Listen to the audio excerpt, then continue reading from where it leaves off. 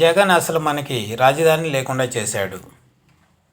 విజయవాడలో కాంగ్రెస్ వామపక్ష పార్టీల సమావేశం ముగిసింది. పొత్తులు, సీట్ల సర్దుబాట్లపై ఇరు పార్టీల నేతలు చర్చించారు.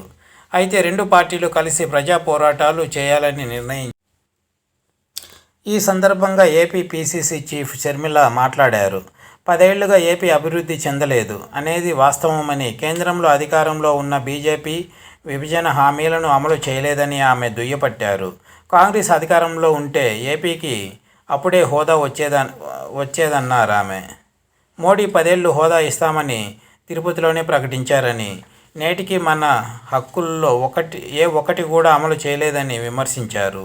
చంద్రబాబు కూడా నాడు బీజేపీతో పొత్తు పెట్టుకొని మంత్రి పదవులు తీసుకున్నారని, హోదా కాదు ప్యాకేజీ అని సరిపెట్టుకున్నారని ఎద్దేవా చేశారు.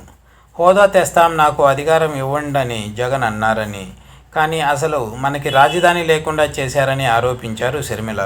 కాంగ్రెస్ పార్టీ మాత్రమే ప్రజల పక్షాన పోరాటం చేస్తుందని, పార్టీ ఆఫీసులో రాత్రి ఉండి పోరాటం చేయాల్సిన దుస్థితి ఏర్పడిందన్నారు.